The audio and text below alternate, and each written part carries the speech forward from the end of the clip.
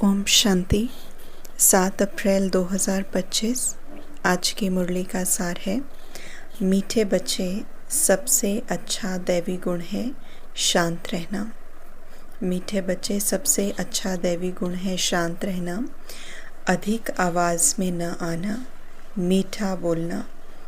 तुम बच्चे अभी टॉकीज से मूवी से साइलेंस में जाते हो, इसलिए अधिक आवाज़ में ना आओ। प्रश्न है, किस मुख्य धारणा के आधार से सर्व दैवी गुण स्वतः आते जाएंगे? किस मुख्य धारणा के आधार से सर्व दैवी गुण स्वतः आते जाएंगे? बाबा ने उत्तर दिया, मुख्य है पवित्रता की धारणा। देवताएं पवित्र हैं, इसलिए उनमें दैवी गुण हैं। मुख्य है पवित्रता की धारणा।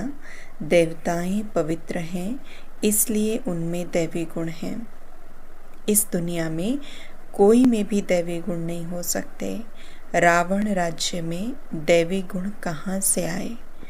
तुम रॉयल बच्चे अभी दैवी गुण धारण कर रहे हो। धारणा के लिए मुख्य सार। पहला पॉइंट, किसी से भी बहुत नम्रता और धीरे से बात करनी है।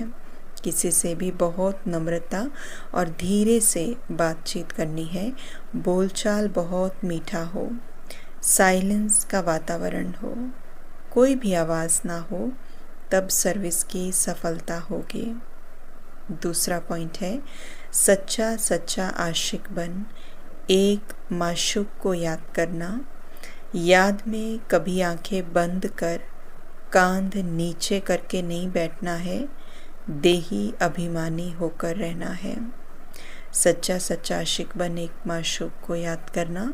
याद में कभी आंखें बंद कर कांध नीचे करके नहीं बैठना है, देही अभिमानी होकर रहना है।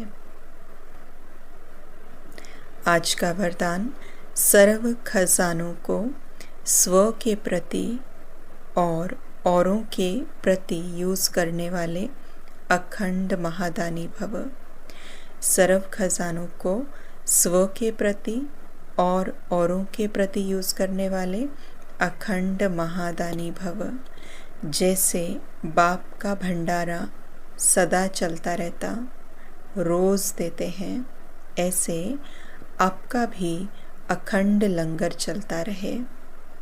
बाबा ने कहा कि जैसे बाप का भंडारा सदा चलता है, बाप रोज़ देते हैं, ऐसे आपका भी जो भंडारा है वो कभी ख़त्म नहीं होना चाहिए। लंगर रोज़ चलता रहे, क्योंकि आपके पास ज्ञान का, शक्तियों का, खुशियों का भरपूर भंडारा है।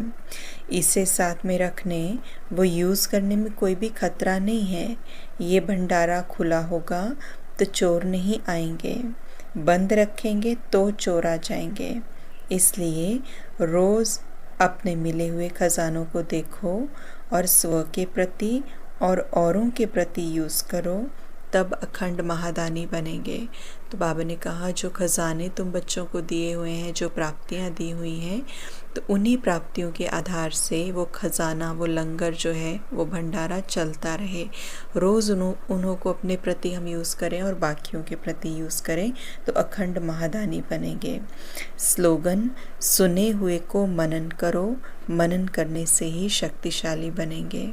सुने हुए को मनन करो, मनन करने से ही शक्तिशाली बनेंगे। विच मीन्स कि पावरफुल बनने की विधि क्या है? जो हम मुरली में सुनते हैं उसके ऊपर मनन करना, उसके ऊपर चिंतन करना, उसके ऊपर सोचना गहराई से। तो बाबा कहते तब शक्तिशाली बनेंगे।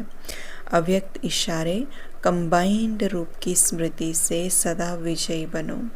कंबाइंड रूप की स्मृति से सदा विजयी बनो। बाबा ने कहा, सेवा और स्थिति, बाप और आप, ये कंबाइंड स्थिति, कंबाइंड सेवा करो तो सदा फरिश्ते स्वरूप का अनुभव करेंगे। कौन कौन सी दो कंबाइंड चीज़ें बताई?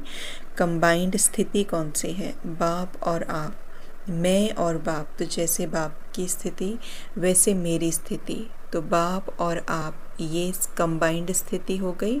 और सेवा और स्थिति माना कंबाइंड सेवा। सेवा जब हम कर रहे हैं तो उसमें मेरी स्थिति का एडिशन हो। तो बाबा कहते ऐसे अगर करेंगे तो सदा फरिश्ते स्वरूप का अनुभव करेंगे, सदा बाप के साथ भी हैं और साथी भी हैं, ये डबल अनुभव हो। स्व की लगन में सदा साथ का अनुभव करो और सेवा में सदा साथी का अनुभव करो। स्व की लगन में सदा साथ का अनुभव और सेवा में सदा साथी का अनुभव करो। तो ऐसे कंबाइंड होकर चलेंगे तो बाबा कहते कि फिर विजयी बन जाएंगे। ओम शांति।